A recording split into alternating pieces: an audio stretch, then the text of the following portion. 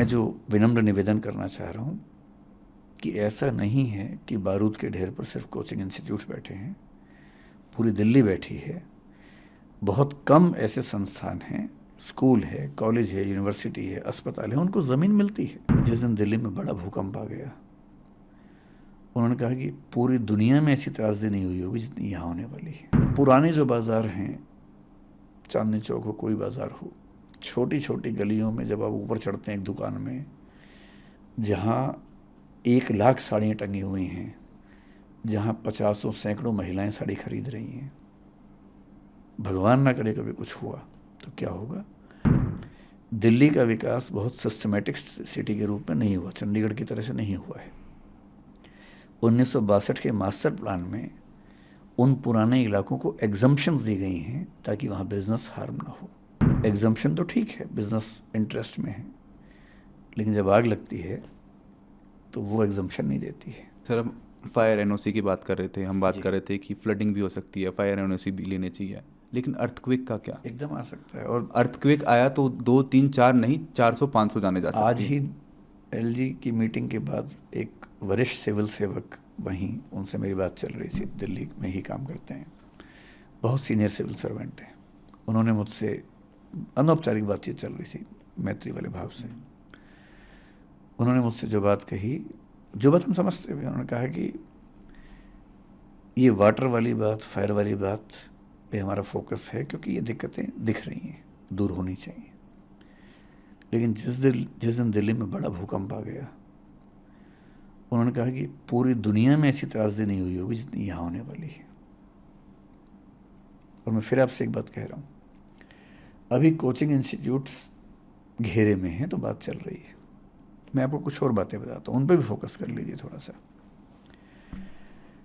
दिल्ली में ऐसे हज़ारों रेस्टोरेंट्स होंगे जिनमें जाने का एक रास्ता है, जहाँ खूब खाना पीना भी है, ड्रिंक्स भी हैं, एल्कोहल तो बहुत जल्दी आग पकड़ता है। एक रास्ता है।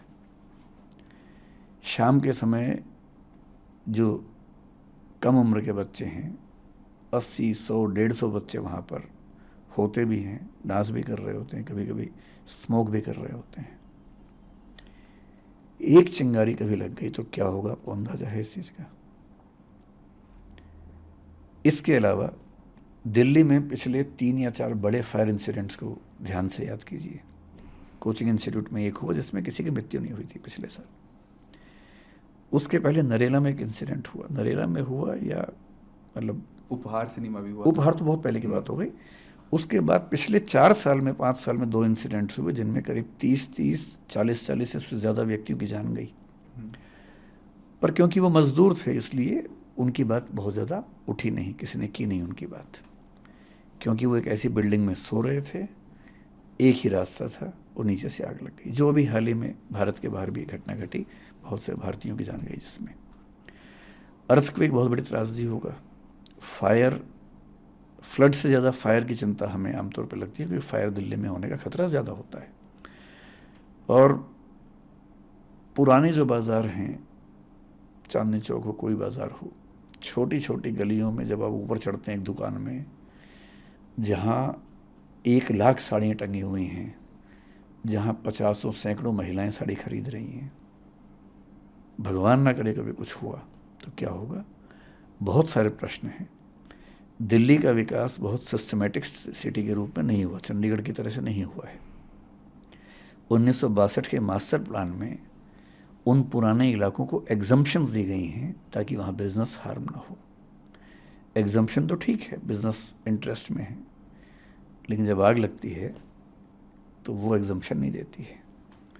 तो मैं जो विनम्र निवेदन करना चाह रहा हूँ कि ऐसा नहीं है कि बारूद के ढेर पर सिर्फ कोचिंग इंस्टीट्यूट्स बैठे हैं, पूरी दिल्ली बैठी है।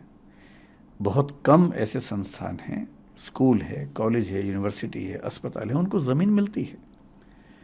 मीडिया हाउसेस को ज़मीन मिल जाती है, बाकी लोगों को ज़मीन नहीं मिलती है। कोचिंग इंस्टीट्यूट्स को सरकार ज़मीन नहीं देती है, उनको खुद खरीदनी होती है, खुद रेंट पे लेना होता है, महंगे रेंट पे लेना होता है। फिर हर डिपार्टमेंट के साथ कम से कम ये ध्यान रखना होता है कि छोटी सी बात पे कोई हमला ना हो जाए। तो पक्ष सबका है, उनका भी है, और अच्छी बात है कि अगर हम एक स्थायी समाधान की ओर बढ़ें, मुझे उम्मीद है कि इस बार कुछ ना कुछ स्थायी होगा।